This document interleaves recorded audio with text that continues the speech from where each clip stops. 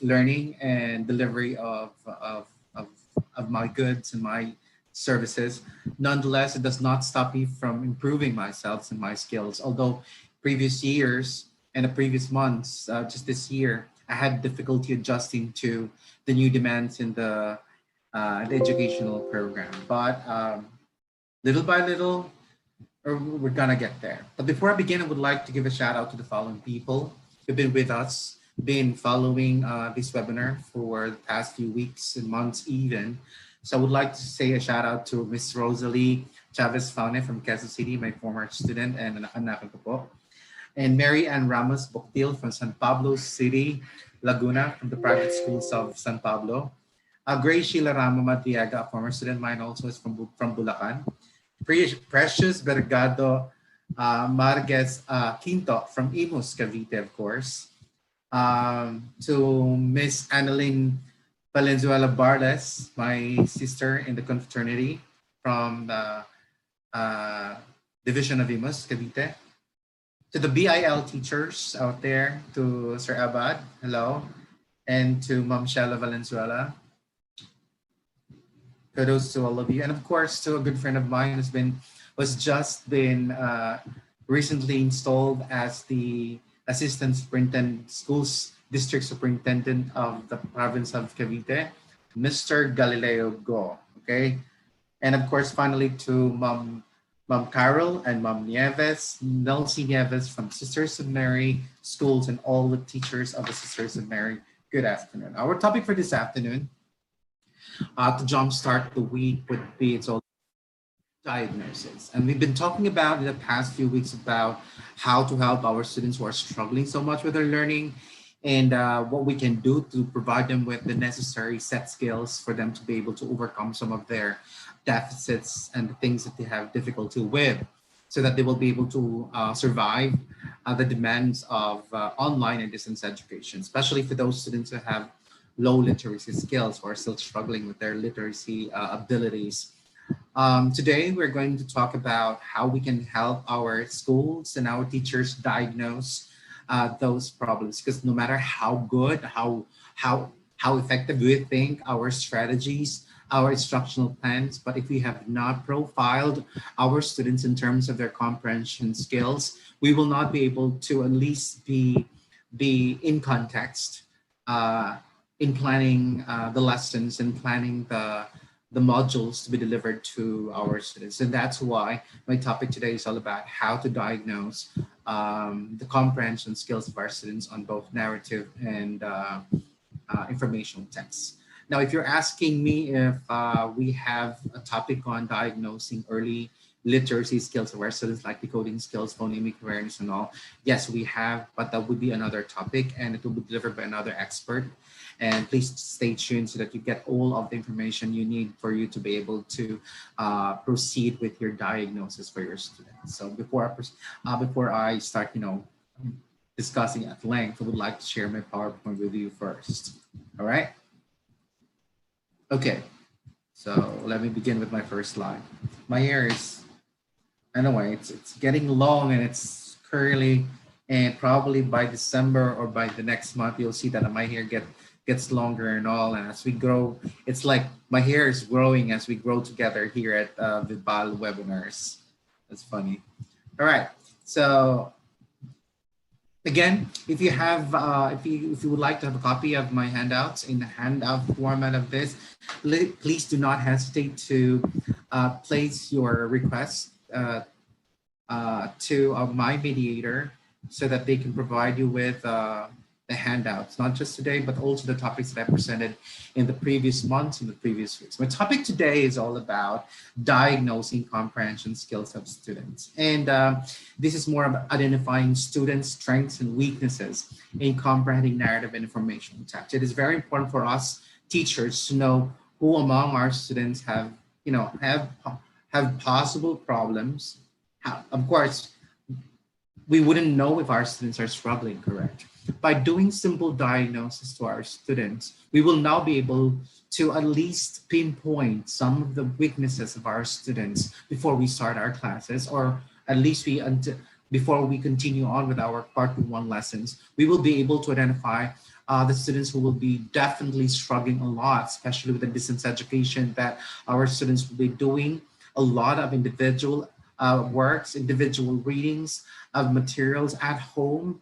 And there's a possibility that some of those problems that have not been identified before while they were face to face with the teacher at school in the previous school years, right now they will emerge because they're on their own, and they are now without their consent, with their consent, of course, without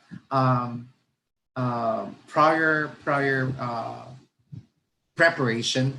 They are now on their own and independently attacking the materials sent to them via online or via courier. The point here, ladies and gentlemen, is that it is very important for us to know who our students are in terms of their comprehension level.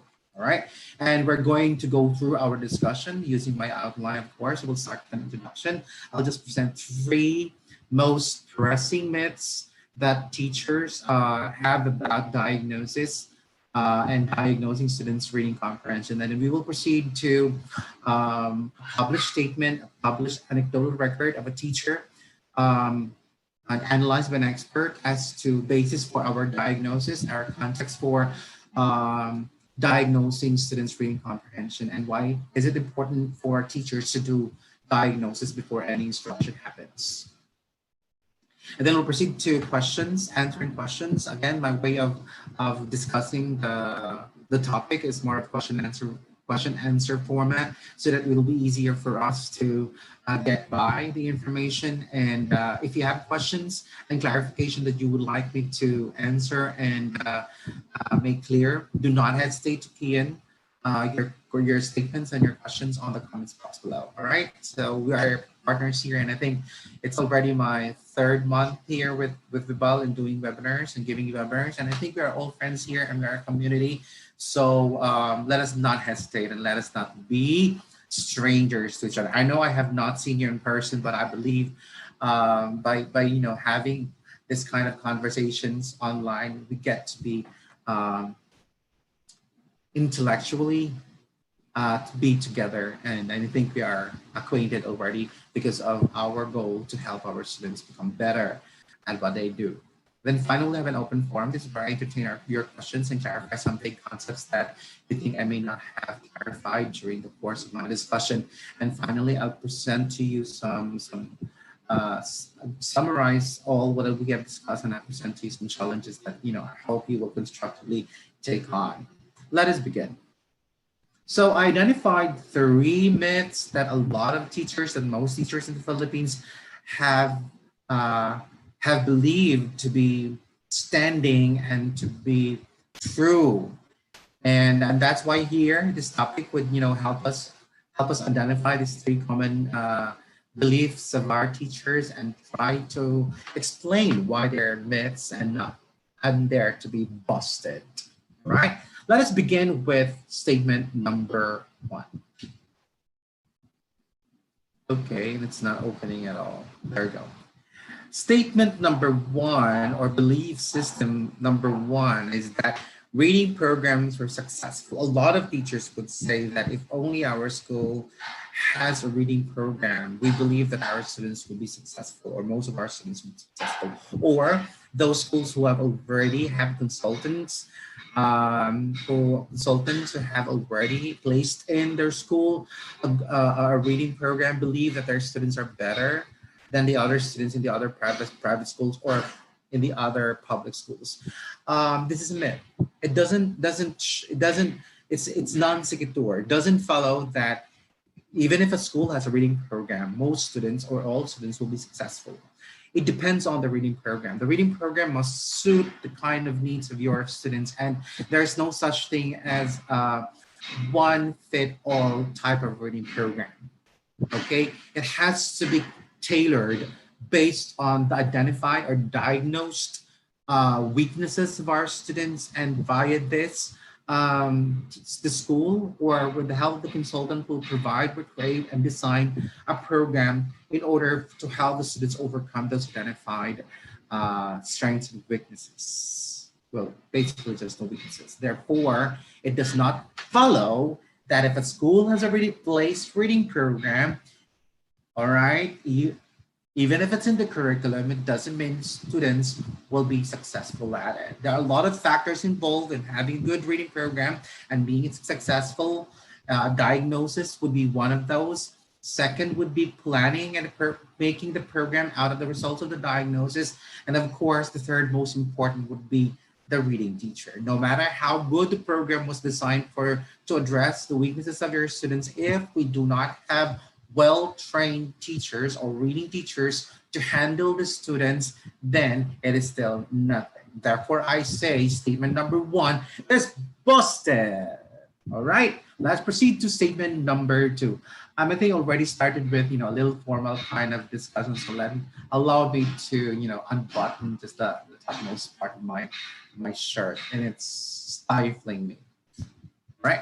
So statement number two says that if it's in the curriculum, then the children will learn it, and a balanced reading curriculum is ideal. Well, in a K-12 curriculum, in the previous curricula in the Philippines, reading has been embedded in our curriculum in Filipino, in English, and in a K-12 curriculum in the mother tongue. And then previously within this year, or the early of this year, and the last months of the last year, results showed that a lot of students that came from the K-12 program have low proficiency, and that's very, very interesting to know that if it's in the curriculum, since reading is embedded in the curriculum, why our students are not proficient in reading and writing. All right, because again, okay, even if it's embedded in the curriculum, the element of the teacher is not there. It is very important for us that no matter how good the curriculum is, how good the curriculum in stating explicitly the competencies and the learning outcomes about reading that students must be able to acquire, is not a guarantee, because if our teachers have not been thoroughly trained on how to deliver these learning competencies to our students, then it's still nothing. Curriculum is nothing if we have not trained well our teachers. And I would believe that a lot of people out there are always blaming teachers, and I would say, okay, let's blame partly the teachers, but I would blame mostly the school administrators and the whole school education, the whole Philippine educational system, for giving our teachers, field teachers, a lot of responsibility, especially on literacy, when they have not been given thorough training. They have been given lots of things to accomplish, documents to finish, and yet there were few trainings provided for them on basically providing them with the necessary skills to be able to teach young children to be able to read in the early grades. So let us not blame readily our teachers. Let us blame the whole educational system in the Philippines. Right? And therefore, statement number two is busted. No matter how we state all of these learning competencies about reading and how to teach beginning reading, and if training and professional training is not provided for our teachers, one deal shot, 3 days is not enough. It should be for me, it should be a lasting, a longitudinal, a lifetime perhaps, a program for all our teachers to take on. Alas, the problem in the Philippines is that we believe that if our teachers have taken 3 days to 5 days training on teaching reading, we believe that they already equipped. No, it takes a lot of time, because reading is a skill. And if we're teaching a skill, therefore our teachers who are supposed to teach the skill of reading should also be skilled readers. All right. Let's now have the last statement. Short-term tutoring for struggling readers can help them catch up with their peers, and the gains made will be sustained. All right, this is not true. Right? Short-term tutoring is not a guarantee that our students who have, problems with reading will be able to overcome that in a short time, in a short period of time. It needs it needs a longer time. These are skills that leads one to another higher form of skill. And if the skill that they have not acquired are compounded and they're in high school, then it will take more than just a month or 2 months.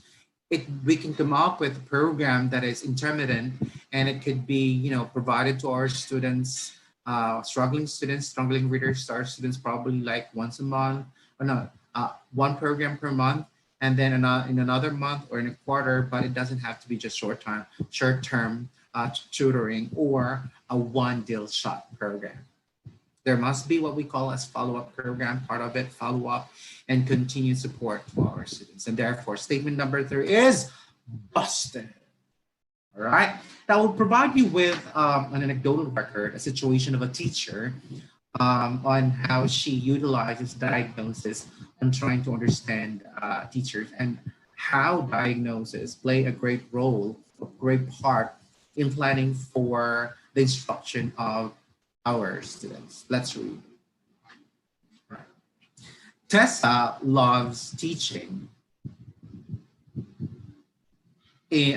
fourth grade. And each year she understands her students better.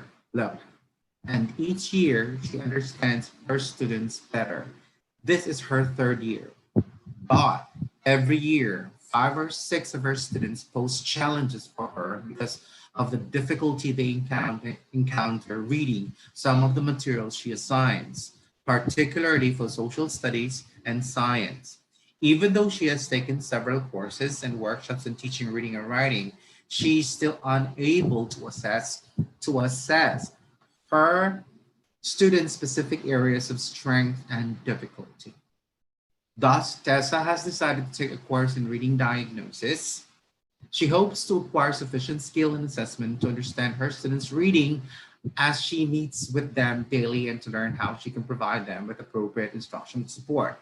Now, it is clear in this anecdotal record from teacher Tessa that she had to admit to herself that knowing how to teach reading is not enough to be able to teach students how to read. In fact, she realizes that she needs to acquire set skills of being able to diagnose students really well. Because if she doesn't have a profile, the early profile of students in terms of their strengths and weaknesses in reading as they enter in a grade level, she will not be able to tailor a learning plan or a module or lesson plans or learning plans, however you call them, to suit the developmental needs of the reading developmental needs of students. Because our students enter the school, enter the classroom in a grade level with varying literacy levels.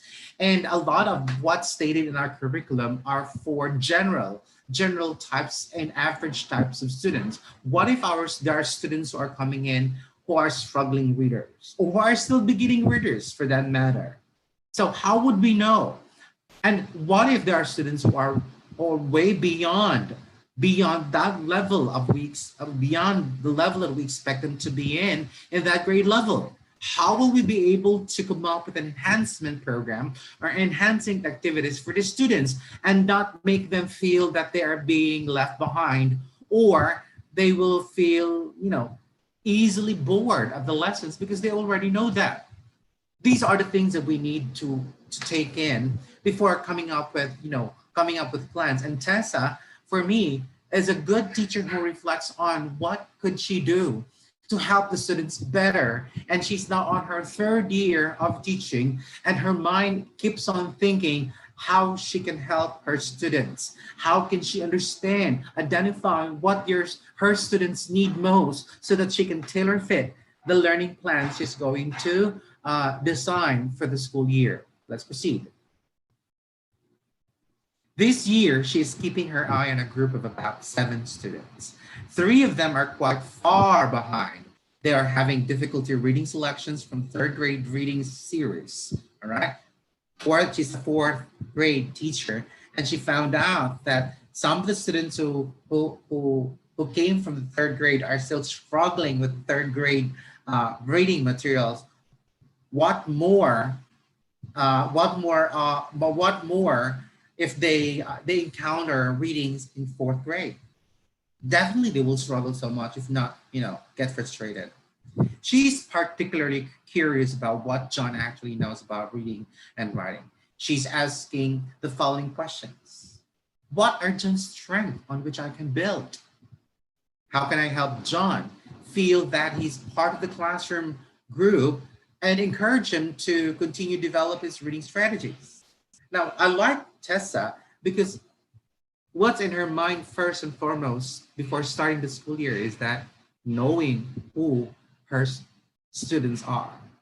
Most Filipino teachers would just plan out, plan out immediately their lessons, our lessons, without getting the profile of our students. And I have been advocating to all teachers in the Philippines and even Department of Education, telling them that we should give more time.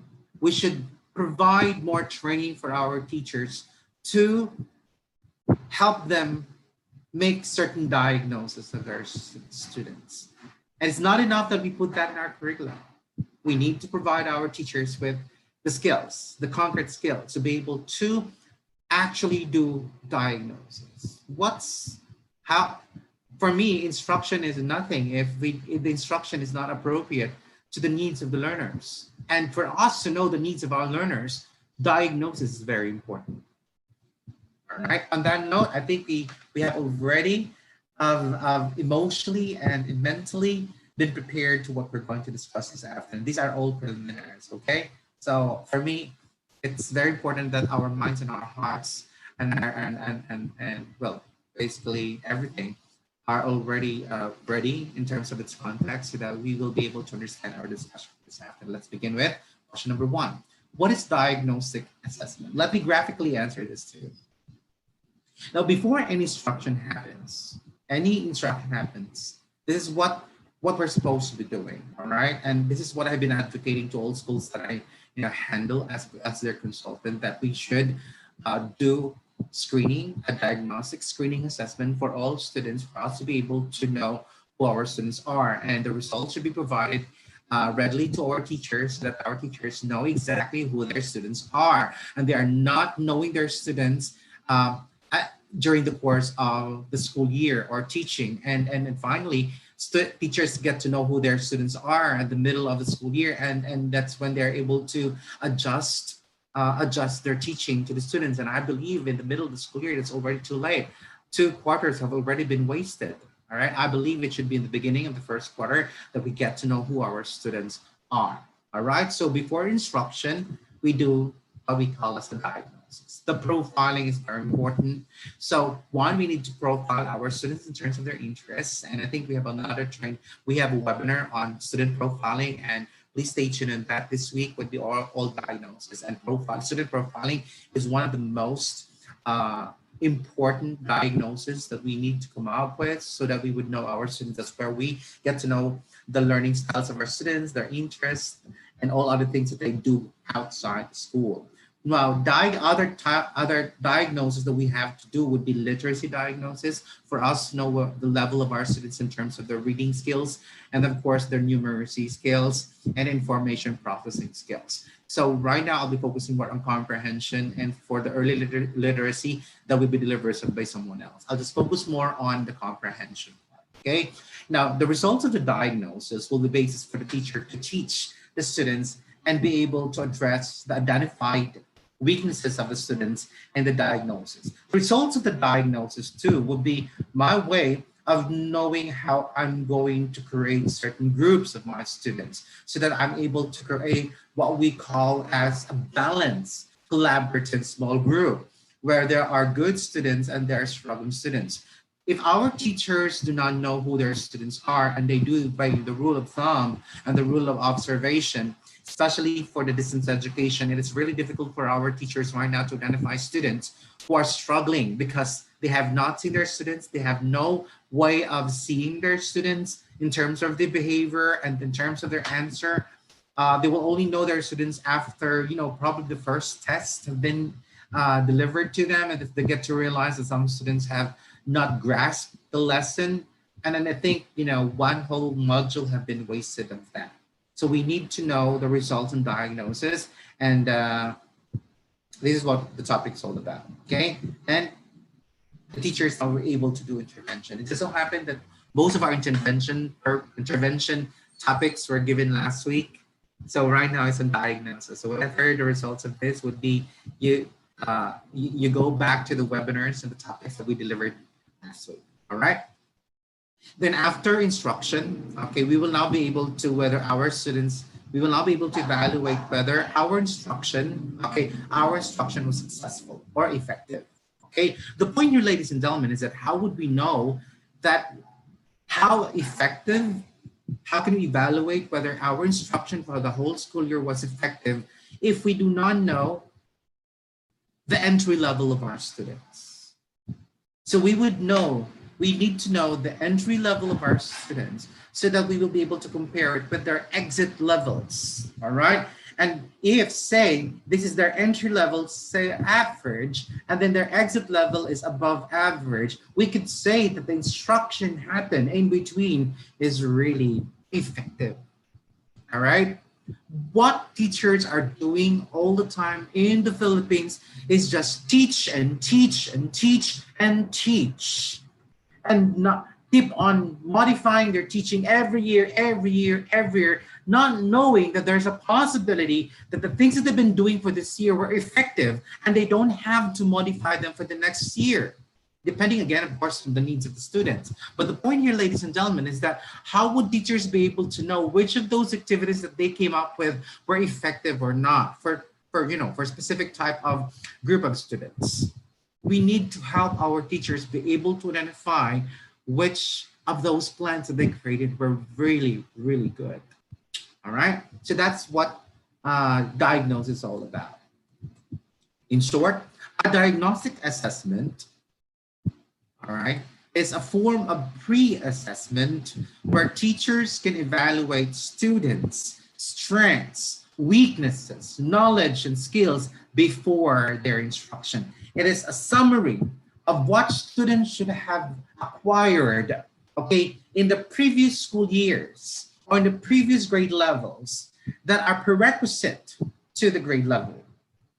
Meron po ang DepEd yan, ang tawag nila ay entry assessment and exit assessment. I hope lahat ng mga public school po ay gumagamit na po ng ating entry and exit levels. I'm not exit test. At the Sisters of Mary, we have that already, and well, I hope that most of the teachers see the benefit of having the results of the exit tests. Okay, we call it the unified test. More so, an identical assessment may be given post-instruction to identify if students have met a course's required learning objectives. It's not what we call as the exit test. So that we will now be able to, so the exit test of a grade level, say the end of a certain grade level, say grade 4, will also now be the diagnosis basis for teachers of the receiving grade 5 teacher to know whether students have improved themselves in the previous school year. So dapat ganun po ang nangyayari. Okay? May entry level, exit level, entry level, exit level. Para yung mga test results ng test sa entry level, basis po kay teacher na tumanggap na basis niya para kung paano siya magtuturo. Tapos ang exit level naman niya, basehin niya kung effective siya. So effective yung ginawa niyang plano. Yung kanyang exit test also becomes also a diagnostic assessment for the receiving teacher. The results would be basis for her. Sino pa sa kanila sa tingin ko ang hindi pa na nakamaster ng dapat nila na master as prerequisite skills for grade 5. All right. I hope schools will do that. All right. Now we're clear about the concept of diagnostic assessment. Let us now focus more specifically on what is reading comprehension diagnosis. All right. Students enter whether we like it or not. Okay. Even if our students come from the same grade level, using the same curriculum, using the same books, using the same activities. Nonetheless, despite all of this, standardized way of teaching our students, are probably norm-based teaching of our students, students still enter the classroom with diverse backgrounds, skills, and literacy. Reason being is that our students influence, the literacy level of our students are highly influenced not just by their teachers or by the experience at school, but also by their experiences at home and their family. Go back again to the sources, the research that I shared to you during the study habits, that two of the highest major reasons why students have poor study habits would be the parents. All right, monitoring of the teacher, monitoring of parents at home, and second would be their regard of education. All right, so mas malaki impluwensya nun sa bata kaysa sa school. All right, kahit paanong turo ng mga teacher ng literacy sa school, kung pagdating sa bahay naman hindi naman binibigyan ng importansya ng mga magulang ang literacy na yan, wala rin. Right? Mababa, mas mababa yun. Alright? So, the first step in implementing good reading instruction is to determine students' baseline performance, and that would be diagnosis, or let's call it pre-assessment. Alright? These are the things that should be assessed among our students as they enter in one grade level to another, except for grades 1 to grade 3. Grades 1 to grade 3, mas importante kasi ang listening comprehension skills, since they start from oral listen, oracy, and then decoding skills, very important. Next will be language comprehension skills, and then finally we have the reading comprehension skills. These are the areas that should be assessed among our students, so that in general, these are general skills in reading that should be assessed among our students using a particular grade level, a chosen grade level selection, set selection, so that students so that teachers will be able to know the strengths and weaknesses of the reading skills of our students as they enter the grade level. All right. And for this afternoon, I'll just focus on the reading comprehension, the listening and reading comprehension, the extremes. The decoding and language comprehension will be delivered by another expert to you. Okay, we're clear on that. All right. So the purpose of reading diagnosis, one is to identify skills that need review. Ano pa yung mga skills na hindi pa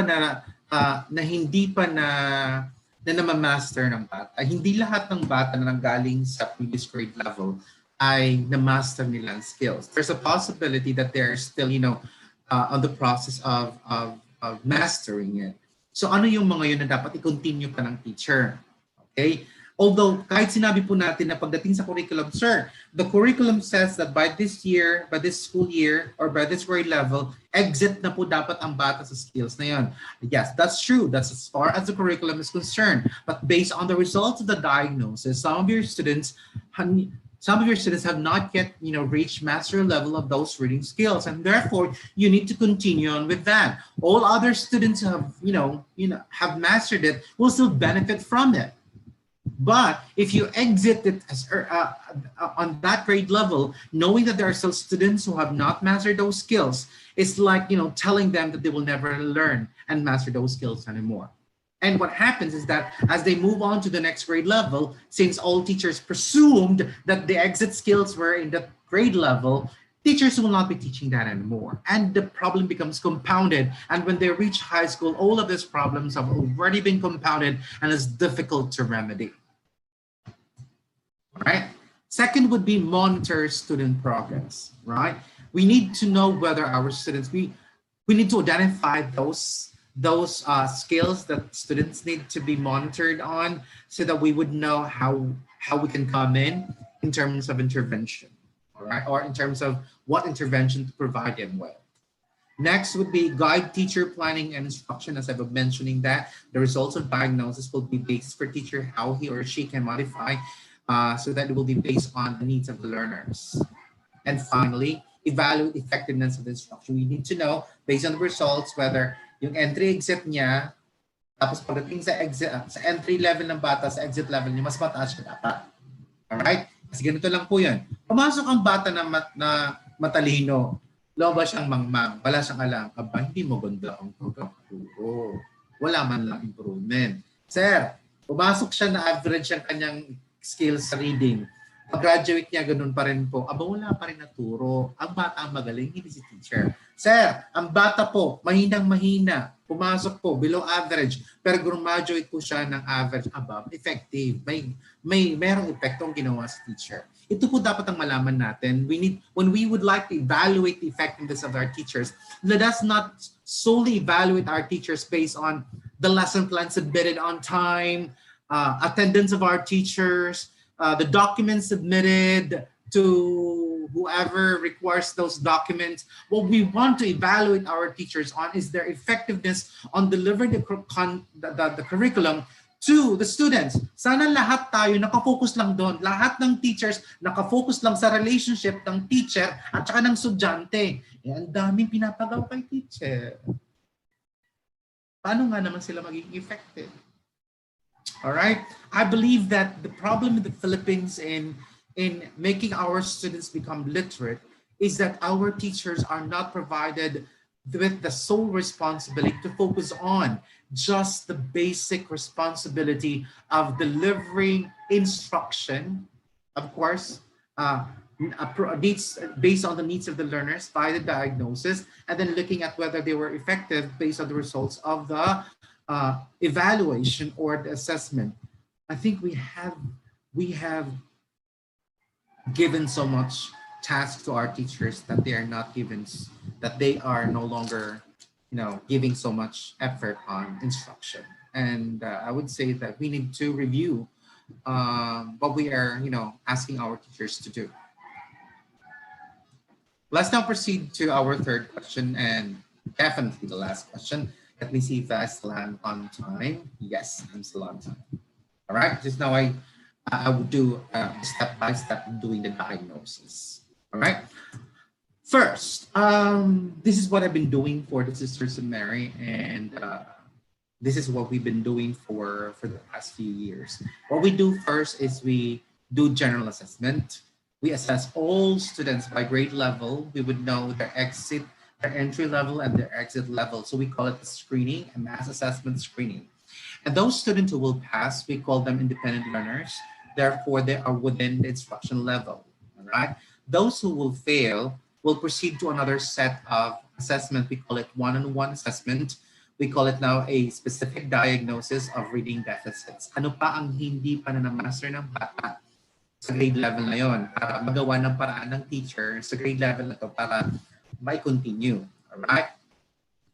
And the part ang i-diagnose sa mga bata sa one-on-one assessment po namin ay yung listening capacity, yung listening comprehension ng bata. According to Timothy Shanahan, one of the leading experts on reading in the world. Okay, I met him way back 2004 or 2005 in the International Reading Association presentation here in the Philippines, when it happened here in the Philippines, and I had the chance to talk to him about. I was really interested on early literacy and the relationship of listening skills, early listening comprehension skills to reading.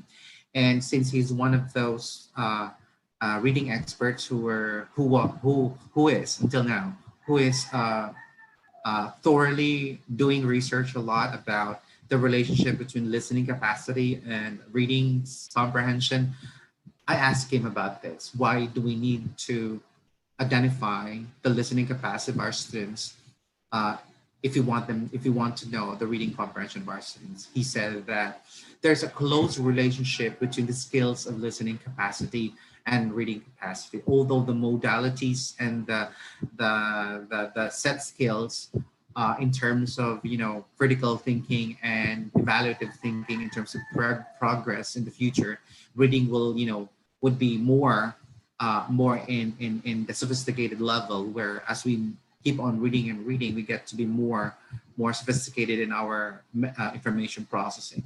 But it all starts with listening.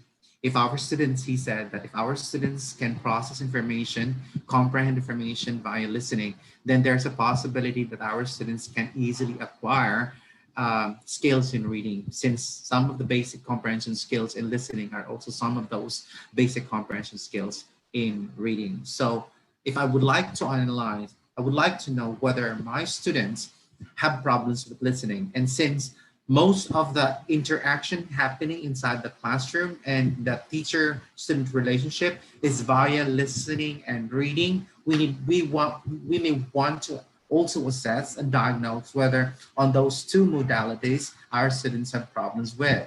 There's a possibility that our students have problems with listening but do not have problems with reading. So we can just have, say, by listening problem lang ang bata. Pero ang bata na may listening problem tapos hindi makaintindi, ibig sabihin ng bata marunong magkinig at meron siyang basic skills, gagamitin natin ang kanyang listening capacity to teach him how to read. So at least meron po tayong a foundation skill to build on the reading skills from our students. And according to Timothy Shanahan, listening capacity is a good foundational skills to build on teaching beginning reading or teaching reading skills or teaching reading comprehension to our students. Next, we have decoding skills. All right, so we need to assess our students in terms of decoding skills. We need to know specifically which of those decoding skills our students have problems with, like phonemic awareness, phonological awareness, alphabet knowledge, and so on and so forth. All right. Next would be language comprehension in terms of vocabulary, their background knowledge. We need to assess them on that. And finally, we have the reading comprehension. Let me focus more on the listening capacity and the reading comprehension, okay? And the decoding skills and language comprehension will be mentioned, but I will not discuss that because that is not my topic for this afternoon. Otherwise, I will not be able to finish for just an hour and a half. All right, I'll just focus on listening capacity and reading comprehension. All right, these are the steps that we do. First, on listening comprehension, okay, we do this. We need to choose a passage for the student to listen to. So it should be a grade level selection. And for you to be able to identify a passage, you may want to create your own. But if there are already existing authentic selections out there, all you have to do is subject that to readability test for us to know whether the selection is already within the grade level, or grade level appropriate selections for oral, for listening, and for reading. Okay? So may mga readability tests po yan dyan. So pwede po kayong mag-subscribe online ng mga readability tests. All you have to do is, copy and paste your selection to the software, and then it will yield the results what grade level is appropriate to. All right? Ngayon, kung maggagawa kayo ng sariling selection, meron po tayong sinasabi na may training pa dun so tatagal pa kayo. I would like to talk about that. Sana mayroon tayong susunod na mga topic on constructing diagnostic tools. Ito po kasi ay diagnosing pa lang po. So proseso po ang pinag-usapan natin. Later on po, kung meron pa tayong time siguro next week, we'll talk about construction. Okay, construction of diagnostic tools. Anyway, so dun kasama po dun ang readability test. So kung wala po kayong alam sa readability tests, suffice to know, there's a possibility that most of the books, selections in the textbooks published have underwent readability tests. So most of the selections in the basal books are grade level appropriate. So you may want to adopt some of those selections from the basal reading materials. All right, but make sure that these reading materials have not been read by your students. Otherwise, there's what we call as the history effect. They are able to answer the question not because they comprehend it, but because they remember that they've read that and it was discussed already by their previous teacher or some teacher before. All right. Next, let the student read aloud the passage twice using grade level appropriate oral fluency, intonation, and enunciation. That means you as a teacher will have to read aloud the selection. Now, if you have a problem with the reading aloud it with proper oral fluency and intonation, enunciation, what you can do perhaps is record it or have someone record the selection so that you play it twice to your students, okay, or to an individual student. The listening comprehension can be the listening of a selection can be delivered as a class, okay? Even the answering of the questions as a class. Pwedeng hindi siya individual. Pwedeng individual, pwedeng mass po siya. All right? Ask students comprehension questions, literal and interpretive, about the passage listened to All right. Rate the student's response using an individual student response sheet. Okay. Kung ito ay individual po, kaharap mo ang bata, tapos hawak mo yung kanyang individual response sheet, tapos hawak naman niya makikinig lang siya. Okay? And then praise the student, always smile. Kasi nga, there's a possibility hindi niya masasagot dahil takot siya sa'yo. So, simula pa lang, kung nagdadiagnose ka ng dapat pleasing personality. So, hi. So yes, praise the student for his or her effort and tell him that you will proceed to another activity. Ang ginawa ko pong design for the Sister Mary of diagnosis is mayroon na po siyang script. Mas maganda pa kasi may script kasi nga I assumed that not all teachers being hired by the school have backgrounds on making diagnosis. So here's an example of that. So listening comprehension. Andiyan ang ano. This is not a timed exercise. Say, I am going to play a record 2 times. Listen carefully to the story the first time in order to get the general drift. Then, on the second time the story will be played, pay attention to details. Do you understand the instructions? First, play the story. Listen very carefully. So kung play po siya. Kung hindi play, ang sasabihin mo, I'm going to read aloud to you a story twice.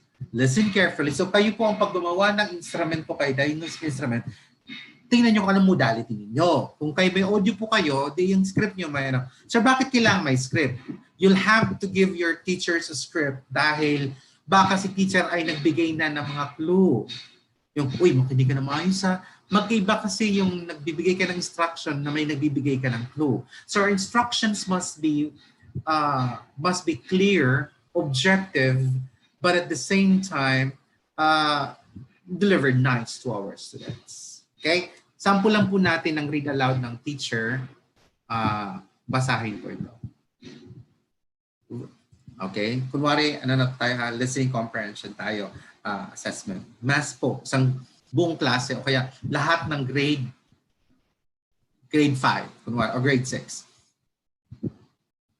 Good morning, grade 5 students. Kahit online po yan, students. I will read aloud to you a selection 2 times.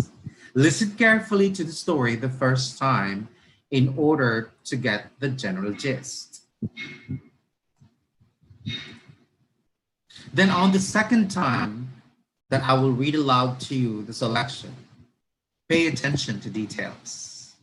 Do you understand the instructions? Okay, if you do, this is the first time I will read aloud the selection. Listen very carefully. A wolf who was out. Dapat hindi makikita ng bata ang selection ha. Dapat kung nanto, ikaw lang nakikita nila sa video. Kung online po ang assessment niyo, ikaw lang nakikita ng mga estudyante. Alright? Or kung reading aloud. Kung audio, i-play mo lang yung audio. Pero kunwari read aloud ito. A wolf who was out searching for a meal saw a goat feeding on grass on top of a high cliff. Wishing to get the goat to climb down from the rock and into his grasp, he called out to her. "Excuse me, dear goat," he said in a friendly voice. "It is very dangerous for you to be at such a height. Do come down before you injure yourself. Besides, the grass is much greener and thicker down here. Take my advice and please come down from that high cliff." But the goat knew too well of the wolf's intent. "You don't care if I endure myself or not. You don't care if I eat good grass or bad. What you care about is eating me," said the goat. All right, I will now read the selection the second time around, but this time, pay attention to details. Right? So read the selection the second time around. Hindi ko na ulitin ha. Pero dapat ganun ang speed, enunciated ang sounds. Hindi, a wolf word, dapat may tamang intonation. Alright? I hope you guys out there recorded this para makita niyo kung paano talaga ang pagre-record. Tapos modulated ang boses. For those who are still listening that would like to record it, sige, babasahin ko ulit. Second play of the story. Okay, I will now read aloud to the story the second time around. This time, pay attention to details. A wolf who was out searching for a meal saw a goat feeding on grass on top of a high cliff. Wishing to get the goat to climb down from the rock and into his grasp, he called out to her. "Excuse me, dear goat," he said in a friendly voice. "It is very dangerous for you to be at such a height. Do come down before you injure yourself. Besides, the grass is much greener and thicker down here.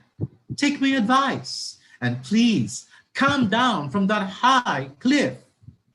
But the goat knew too well of the wolf's intent. "You don't care if I endure myself or not.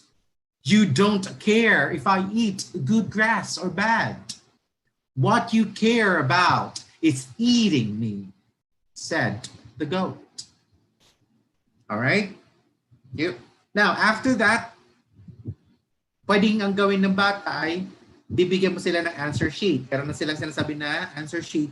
Tapos ang part listening and questions na wala pong multiple choice ang diagnosis po ha. Wala pong multiple choice. Not multiple choice. It's either they know or they do not. It's either they understood or they did not. But we accept similar ideas. So let's now have, ito gagamitin nila. So you're going to ask 6 questions out of the listening comprehension na binasa mo lang 2 beses. So ito, sasabihin mo na ba? Sorry. Answer the questions that I will ask you. I will say the question twice. When I say answer, that's when you write down your answer on your answer sheet. Do you understand the instructions? All right, repeat the instructions. Answer the questions that I will ask you. I will say the questions twice. When I say the answer, that's when you write down your answer on your answer sheet. Do you understand instructions? Very good. Question number 1. Dapat hindi nandun ang sagot, syempre. Pinapakita ko lang sa inyo kasi itong script ng teacher. Okay? Kasi hawak-hawak ng teacher yung script, yung diagnostic instrument. Tapos yung sheet naman na to, itong sasagot ng answer sheet ng bata, nasaan niya? Sasagutan niya. Alright? Question number 1. Who are the characters in the story? Who are the characters in the story? So nandoon ang mga elements, ano ang mga elements ang tinasagot doon. Okay? Number 2. What was begin? So begin, dapat begin your answer. Stop. Second question. What was the problem of the wolf with the goat? What was the problem of the wolf with the goat? Answer.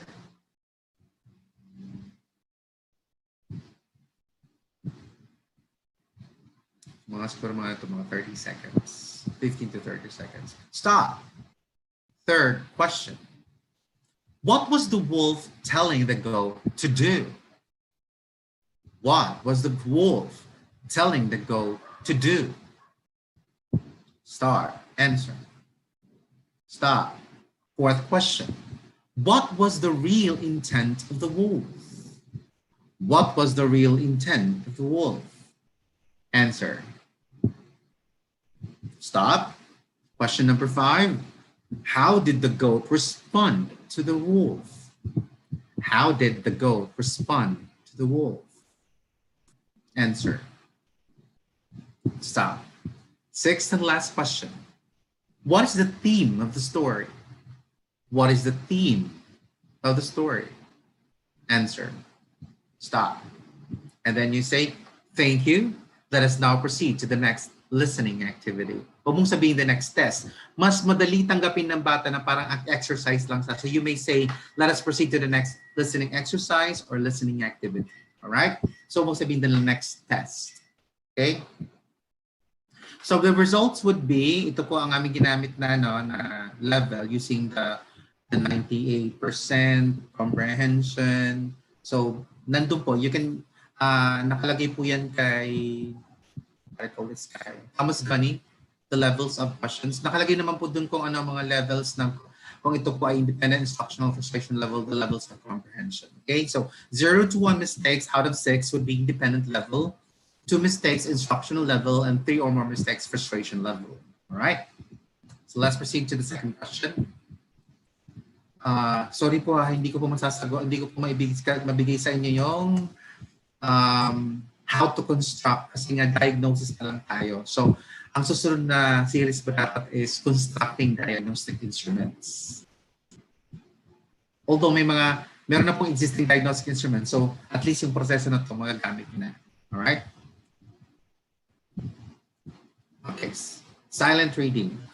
Wait, not dito. Listening comprehension number 2. Expository. I am going to play a record 2 times. So I'm going to read aloud to you a selection 2 times. Listen carefully to the selection the first time in order to get the general drift.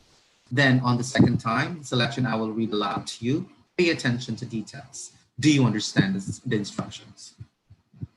Alright, kung walang tanong, hindi nagpaulit ng mga bata, diretso ka na po. You say, first reading aloud of the selection.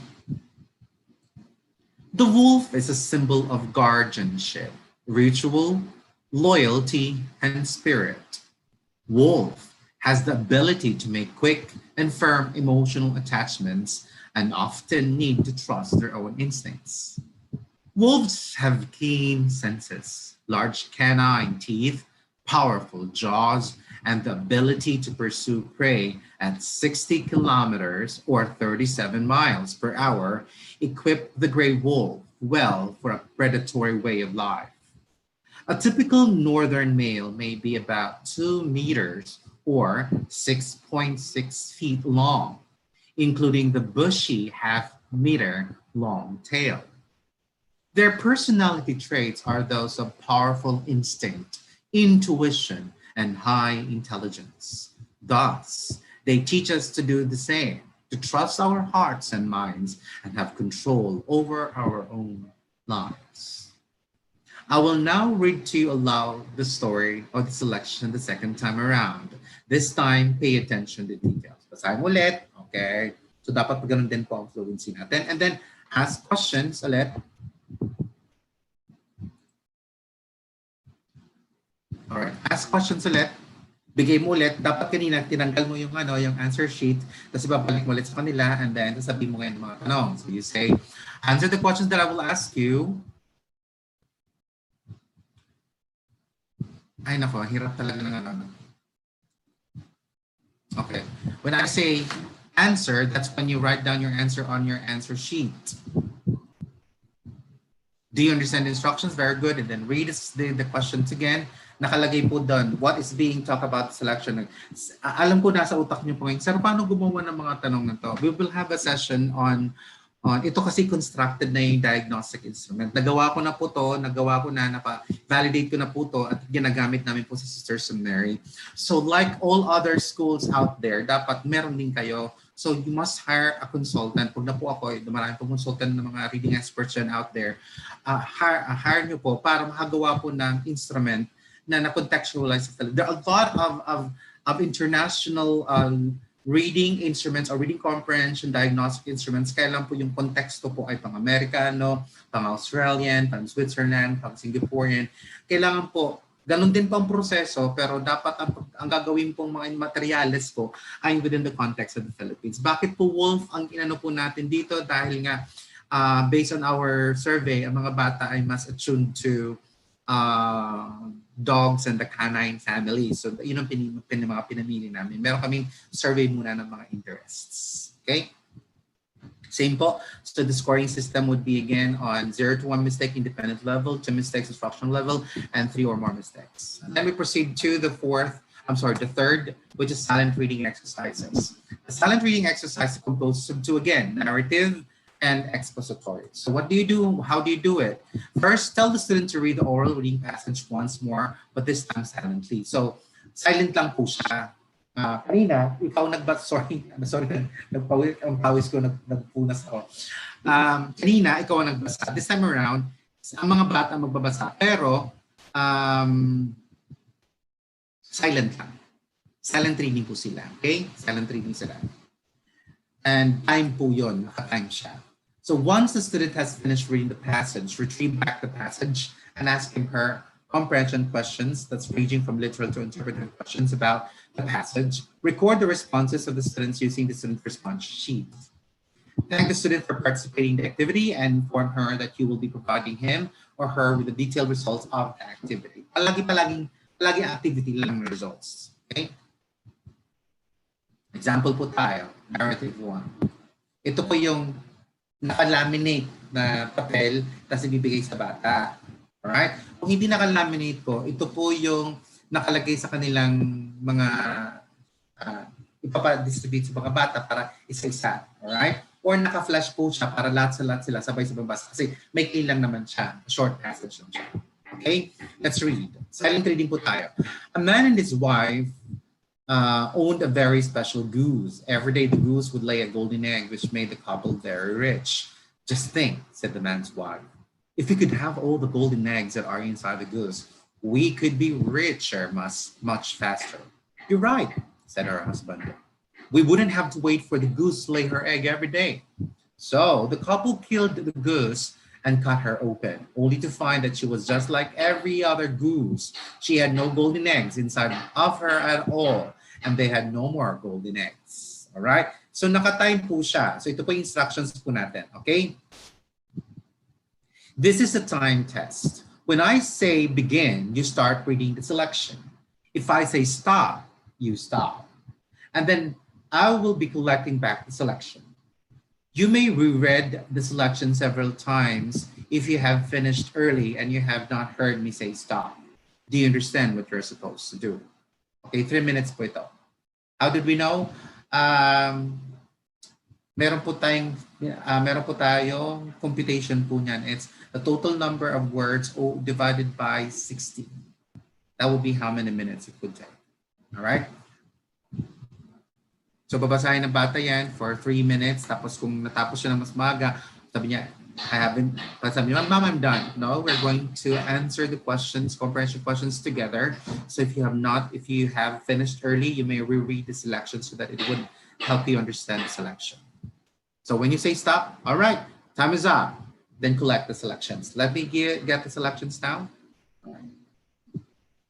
Then balik mo sa mga bata ang kanilang answer sheet.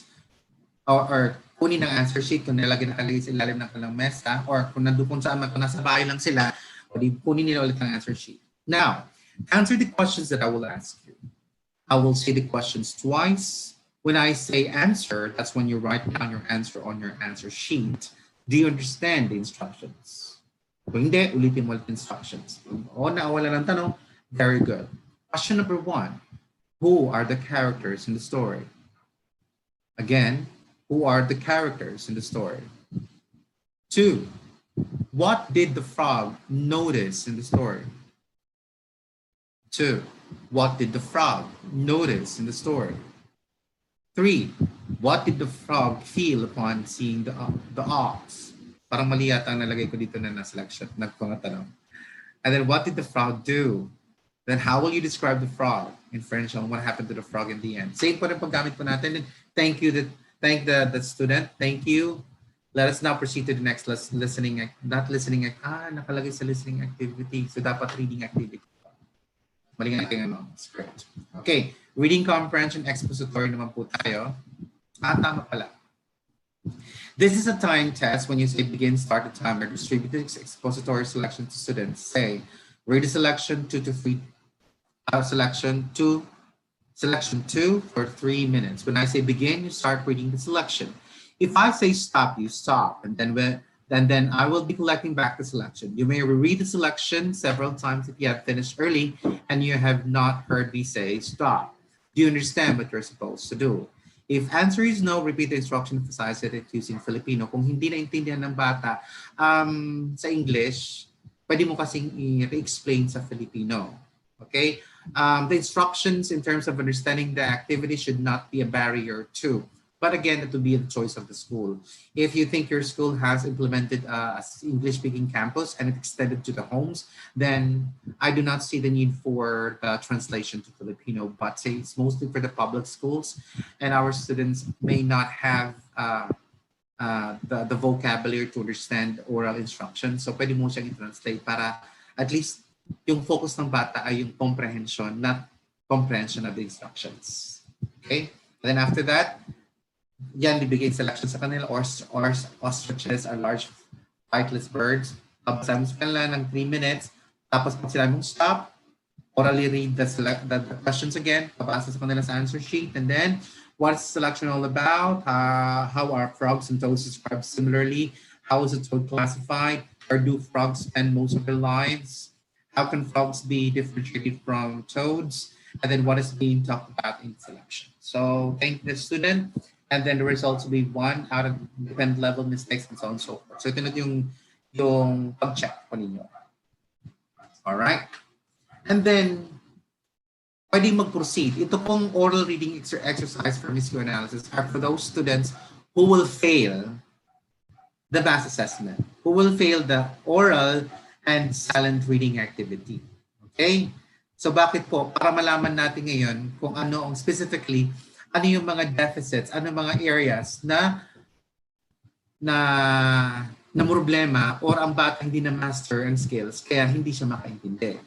Okay? So ang gagawin po mo ngayon ay there will be another instrument, diagnostic instrument using the reading, using for MISQ analysis. Choose a passage for the child to read aloud. As the child reads, take notes on words read correctly and incorrectly. Let the student read aloud the passage once and ask permission to record it from MISQ analysis. Kailangan mo siya record kasi hindi ka makagawa ng running records while the student is reading it aloud. So read aloud lang ang bata talaga. Make sure to put the student at ease by telling him or her that the results of the activity will be used to help him or her throughout the school year and will not be used in any grade and any to grade him or her. And then after the oral reading, retrieve back the passage. Thank the student for participating in the activity and inform him or her that you will provide him or her with the detailed results of the activity. Those are for those students who failed the test. So, let's summarize. Ito may sample po ng MISQ analysis namin. Ginawa, which I designed for the Sisters of Mary. I have, ano yung mga MISQ print? Halimbawa, sabi ng bata, Mary wanted a now bike. So, pwede pong gawin po natin ang new, dahil ang new po niya ay naging now. So, was it mispronunciation, substitution, reversal, inversion, omission, repetition, hesitation, or correction? So, ang nangyari po dito, mispronunciation. Kasi magkaiba po ang new sa now. So, ano po siya? Graphophonic, syntactic, or semantics? Na bago ang meaning, magkaiba ang meaning ng new at saka now. So, I would go for semantics. Error niya dito ay semantics. Okay? I would love to give you a separate training on MISQ analysis, but for those who are listening right now, there are a lot of literature, a lot of materials of MISQ analysis online, but I tell you MISQ analysis cannot be done singularly to assess your students' comprehension level. It is used to identify specific problems of our students as regards reading comprehension. Dapat unahin niyo muna ang pag-assess sa comprehension. Okay, sa reading comprehension ng mga bata. Ngayon, kung problem, kung bumagsak ang mga bata, gamitin niyo na MISQ analysis to identify specific problems sa graphophonics, syntactic, or semantics. Alright? And then, you need also to observe students whether when they read aloud during the one-on-one assessment, does the student reads word for word, reads in a jerky way with little intonation, reads missing outlines or losing the place in the text, reads without regard for punctuation, reads stressing every syllable, reads fluently with hesitation only before difficult words, reads pausing after phrases and whole sentences and punctuation points, and understands the overall meaning of the text. This is more of understanding the language, okay? The language, yung punctuation marks, vocabulary. So we are assessing now via the MISQ analysis. Ina-analyze din natin orally yung kanilang language comprehension. And then, Pagkatapos mag-notation doon, mag-strengths and weaknesses ka, mag-summarize ka, and that will be basis for your instruction. Okay? On that note, so, na-assess natin ang bata ng listening capacity at reading comprehension, and then decoding will be given by another topic, language comprehension will be given by another webinar. Pag na-identify natin, pag bumagsak ang bata, continue po siya sa, ayan po, pag ang bata nag-fail dito sa mga test na to, magwa one-on-one assessment siya ulit. Okay? Pag nag-pass po siya, independent. Ngayon, there's a possibility kasi during the mass assessment or general assessment, may mga bata na wala lang sa mood, kaya bumagsak sila. Pero pagdating sa one-on-one, wala ka lang mali ang problema, ibabalik mo siya sa independent learners. Okay? May mga ganun pong, we had a lot of situation na maraming bumagsak na bata. As in, fail talaga siya sa kanyang comprehension. Pero during the one-on-one, sabi ko, bakit nag-fail to? Ang galing pala ng batang to. They were independent readers. So we have to go back. Pag in-interview namin, sabi niya, sir, kasi ayoko po mapunta sa first section kung may sectioning po siya. Kung ginagamit. Gusto ko kasi mga classmates ko ay yung mga kabarkada ko. Yung pala gusto niya mag-fail kasi most of his classmates or barkada ay nandun sa section na yun. Okay. Pero mas magandang ganito, nalalaman mo kasi ang kalokohan ng mga bata. Now, based on the results, you can now group your students according to corrective reading program or remedial reading program. So corrective reading program bata kung students with proficient comprehension levels and narratives but with minimal to extensive comprehension deficits and expository, all right? Expository text and minimal to extensive syntactic and semantic deficits. Ito may mga problema based on the MISQ analysis, may mga problema sila sa kanilang syntactic at semantic. Ibig sabihin, hindi nila lamang language, may problema sila sa language, may problema sila sa meaning, okay? The semantics.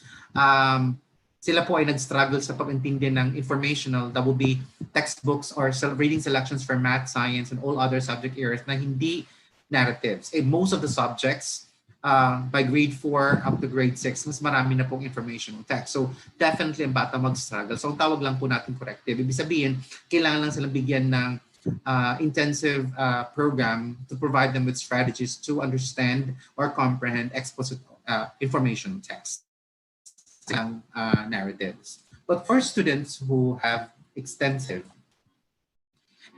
comprehension on both narrative and expository, as in talagang hindi nila bubagsak sa both comprehension of narrative and expository, and then may language deficit po siya, both extensive syntactic, semantic, talagang remedial po siya. I would suggest that these students be grouped as one, tapos isang teacher ang i-assign sa kanila, reading teacher talaga, ilalabas siya sa klase ng mga estudyanteng regular. Alright? Hindi mo sila tatawagin na mga star sections, pero isang section lang po siya para ang magtuturo na teacher ay alam ang pangangailangan ng mga bata at siya na magtuturo ng lahat ng subjects.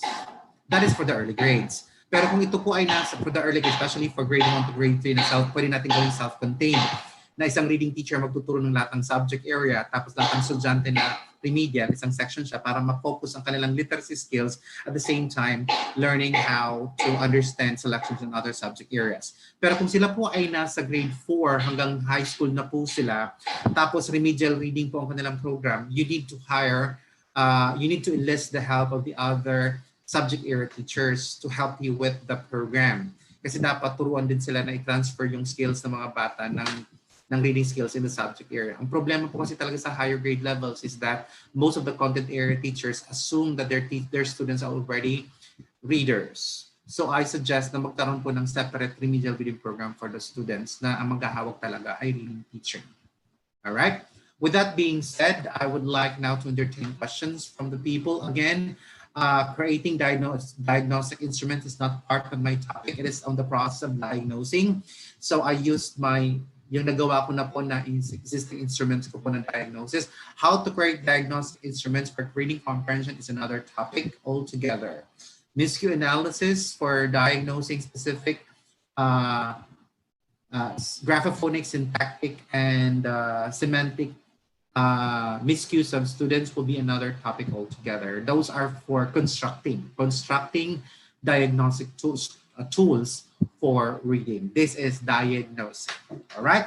With that being said, I know you have a lot of questions, so I'm now ready to entertain questions. Jillian, please. Thank you very much, brother. Now we will proceed to the question and answer portion. Our first question is from Marian de la Paz. What if we lack of materials to properly diagnose students' comprehension skills? And how can we do that in distance learning? Hmm. Ma'am, yun nga, the distance learning, mas madali nga po sa distance learning kasi you can deliver it individually. So sa distance learning, so kung listening po siya, all you have to do is read aloud without showing the selection, and then ipa-flash mo lang, parang through PowerPoint, pa-flash mo lang yung questions. And then all the result ang mga sagot ng mga bata ngayon ay kukolektahin mo na lang. Or ito po ay naka-electronic, kung ang mga bata may mga computer, electronic po ang sheets nila, tapos nasasubmit na agad sa teacher using Google Docs perhaps. Kung hindi naman po Google Docs ang gamit ng mga bata po, pwede pong gawin naman po nila ay hard copy na sheets, tapos papakolekta sa kung sino man ang messenger sa school ninyo, kolektahin para ma-rate nyo po. Okay? Sa Sisters sa meron ginamit po namin ay, ano ba itong ginamit namin? There's an app for it. Nakalimutan ko na talaga. Parang ini-scan lang siya. Anyway, I'll include that later on when we have a new topic tomorrow when I talk about how to make modules. Mas madali po i-deliver itong ang diagnosis to students via online kasi nga po pwede mong gamitin ang platforms ng PowerPoint. Papakita mo sila ang mga reading selections, you don't have to print them out, you'll have to flash them, tapos sabay-sabay nila babasahin, tapos naka-time po siya. Now the question on the materials, yun lang po. For the Department of Education, for those in the public schools, for the early grades, you may use EGRA. That's early grade reading assessment in English. That will be for grade 3, for Filipino in grade 2, and mother tongue in grade 1. Now, if you don't have a copy of that, please you may want to inform your supervisors, supervisors in English and Filipino mother tongue to get you a copy of these instruments in the central office. Isa po ako sa consultants na naggawa ng EGRA na yan. And I was hired by USAID for the Philippines, and then we contextualize and we standardize. And I think also it's been incorporated in the ELNA, that's Early Language Assessment and Language, or ELNA, LNA, Early Language Numeracy Assessment. Okay? Nandun po siya, naka-integrate din po siya. Now, kung hindi po for grades 4 to 6 po, pwede nyo gamitin ang PhilErie. Gawin nyo lang po ng tama ang PhilErie. The PhilErie is also good as an instrument for diagnosis. Sir, paano po kami sa high school? Wala po kami talaga yan. Yan po ang malaking problema sa Pilipinas kasi wala po talaga. In my case po kasi, I was being the consultant of Sisters of Mary, and I'm a reading specialist, I had to design a diagnostic instrument for them. Tinuruan ko po lahat ang in charge doon sa center, tinuruan ko sila paano gumawa ng instrument and then how it's validated. Readability test, the questions, ano ang level ng questions, ganun po. For those teachers who would like to do diagnosis, I highly suggest, especially for the private schools association, say private schools association ng mga Cavite, na kung ano mang association na yun, please hire one reading consultant or any consultant na may mas maraming lawak ang knowledge para tulungan kayo gumawa ng instruments. Now, I would like to recommend also CEM, Center for Educational Measurement. I was once their consultant way back 2009 and 10. Meron po silang instruments on this. You may want to purchase their instruments. CEM, the Center for Educational Measurement. Meron po silang assessment on comprehension, especially for high school. So kung wala po talaga, I highly suggest each school create their own assessment tools. Kung hindi pa kayo nakagawa po nun, hindi ko po alam kung paano gagawin. Pero importante kasi talaga na may diagnostic tools kayo per grade level as the entry level at saka exit level para para well-informed po si teacher na tumatanggap, ano ba ang literacy level ng mga estudyanteng tinatanggap po. Kasi baka ang haba-haba ng mga selections na pinabibigay ko, ang haba-haba ng mga readings na pinabibigay ko, yung pala struggling readers sa mga estudyante ko. Without this information provided for our teachers are at a loss in how to help our students. So I am encouraging all school administrators, both public and private, to invest more on diagnostic instruments for every grade level on literacy and numeracy. Ito naman po ang pinaka-importanting dapat i-analyze natin sa mga bata, literacy and numeracy, kasi ito ang dalawang skills na tumutulong sa bata na mag-survive sa lahat ng academic programs natin sa school. Alright? If students have good foundation on their literacy and numeracy, then I think our students will have easy way of learning math, sciences, on all other subject areas using literacy and numeracy.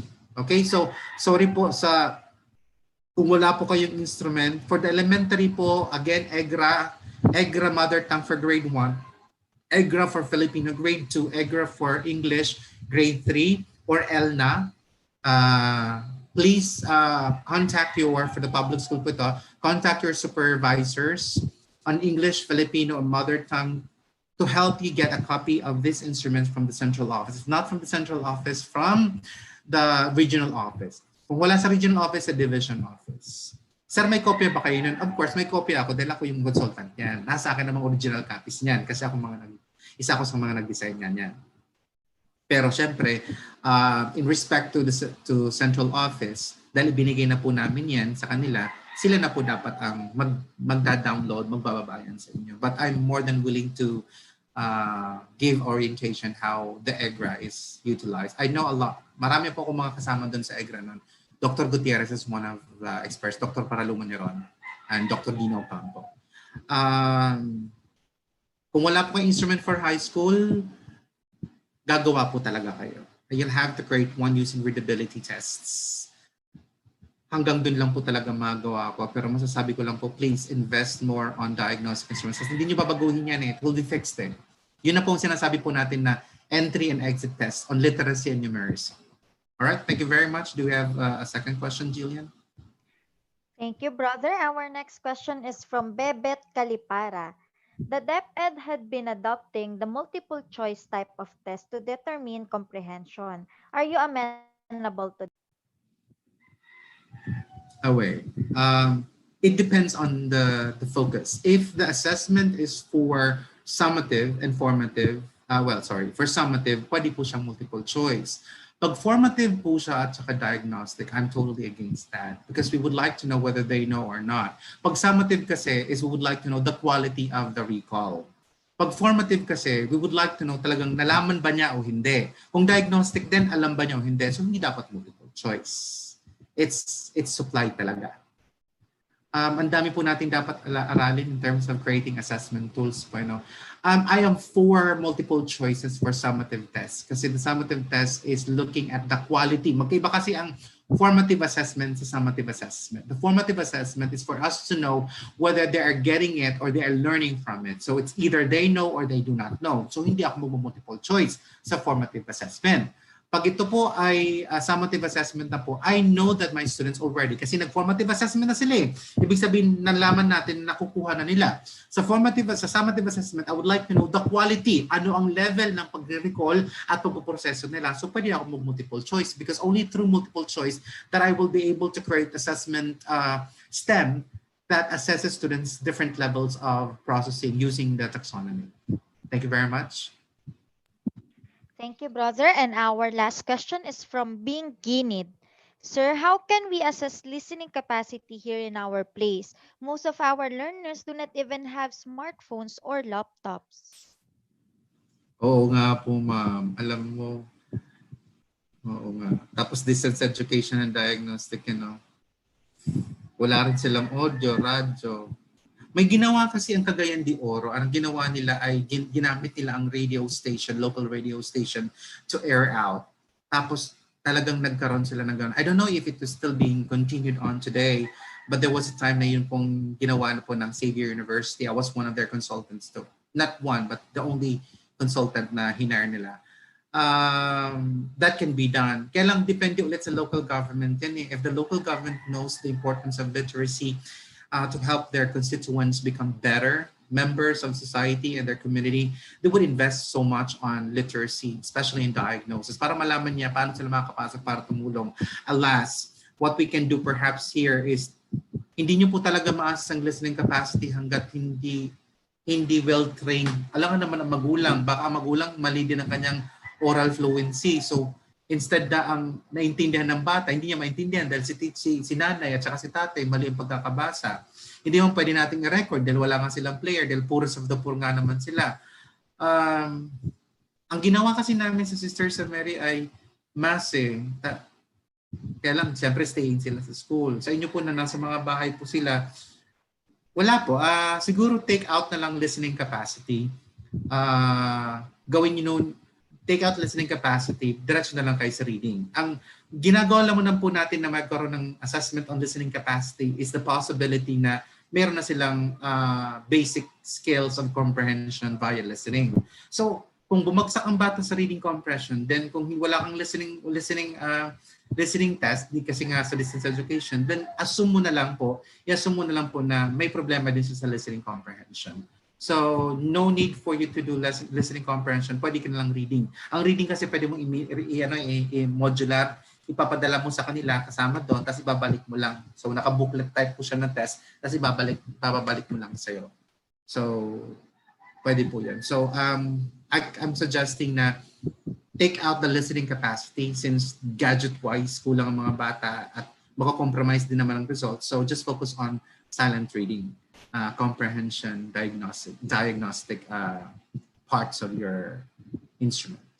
Thank you very much. I would really love, this is very interesting. That's why I suggested to VIBAL na diagnosis po talaga this week. Kasi nga sabi ko, wait lang, nag-intervention na tayo pero hindi pa tayo nagto-talk about diagnosis. Dapat diagnosis muna. Pagkatapos ng diagnosis ay creation of diagnostic tools. Pagkatapos ng diagnostic tools ay evaluation of results. How do we use the results? How do we interpret the results for us to create the proper modules? Eh nangyari na una na ang modules, di ba, presentation. Anyway, it's a process. It's a process of refining our services to you guys out there. But it's very much appreciated that you guys are listening to us.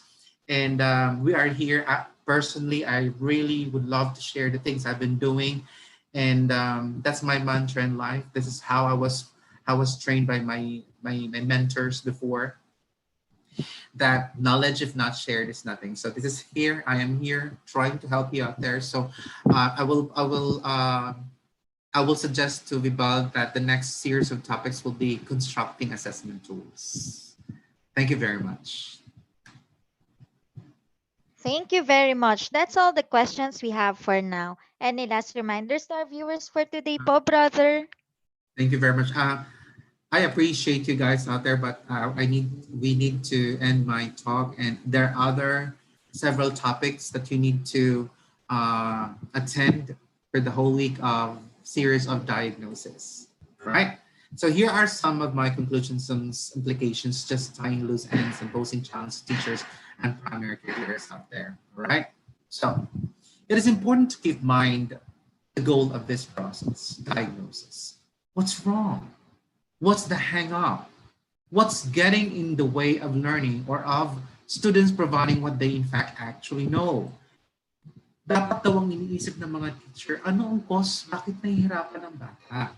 Diagnosis is a way of identifying the root cause of the problem of the students. Like my topic last week was about identifying the root cause of poor study habits of our students. And we found out that the root cause of the poor study habits would be at home, their experience at home. But remember, literacy is taught at school, hindi sa bahay. Magkaibang ang study habits sa bahay nagsisimula. Pero ang pagtuturo ng pagbasa at pagsulat at pakikinig ay nagsisimula sa school. So kung ang bata hindi marunong magbasa at hindi marunong magsulat at may problema sa pakikinig, critical listening skills, na tinuturo ko specifically sa school, din sa school dapat may problema nun. So dapat ang tanong ng mga teacher, saan nagkamali? Saan nagkaroon ng breakdown sa pagtuturo sa bata? Sa elementarya po ba? Kung sa elementarya po ba, ito ba ay sa early grades or sa middle grades? Anong mga hindi naturo?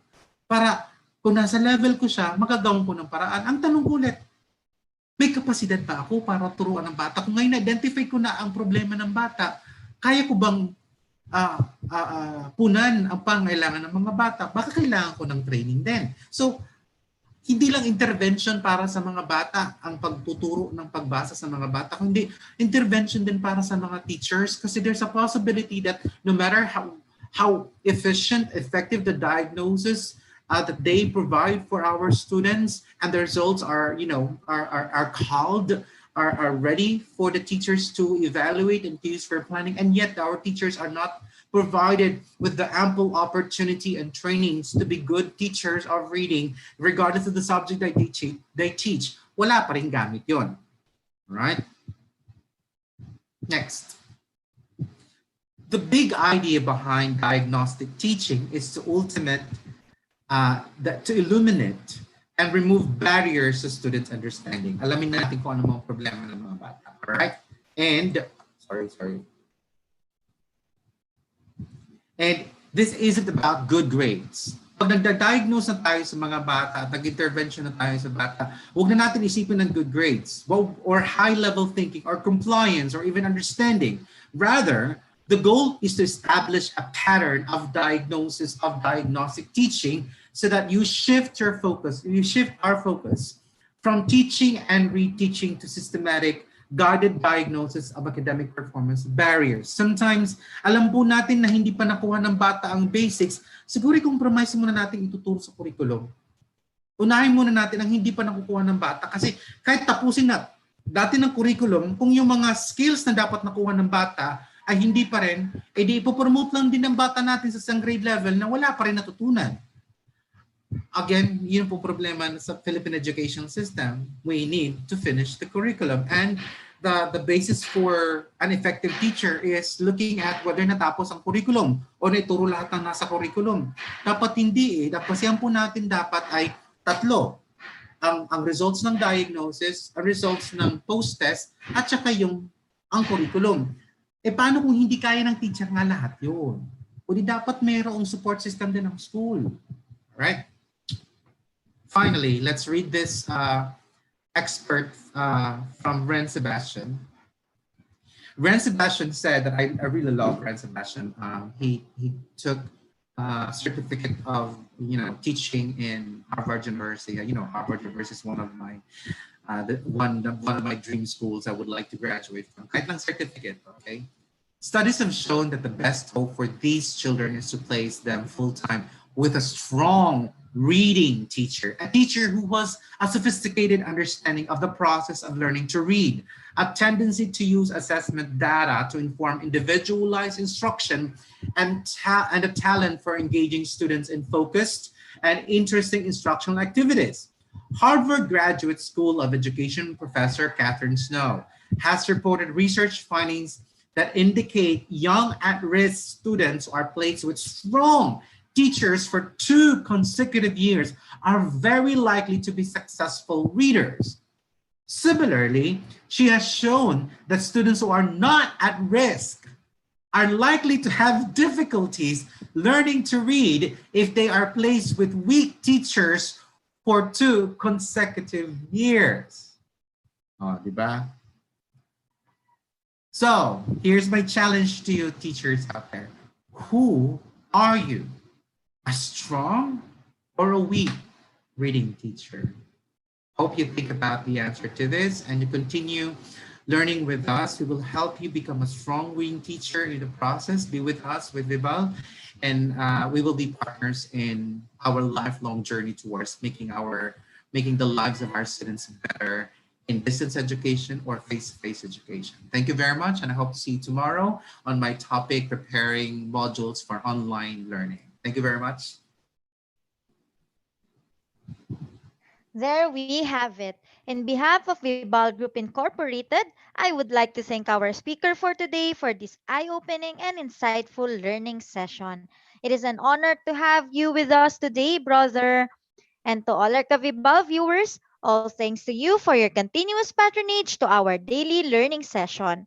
We encourage you to subscribe and watch on our official VIBAL Facebook and YouTube channel. Muli, maraming salamat at magandang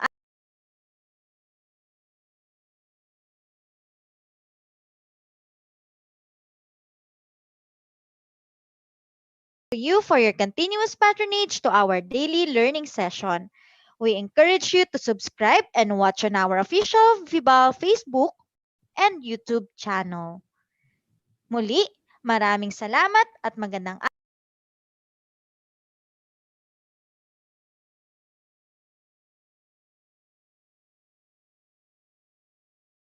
you for your continuous patronage to our daily learning session.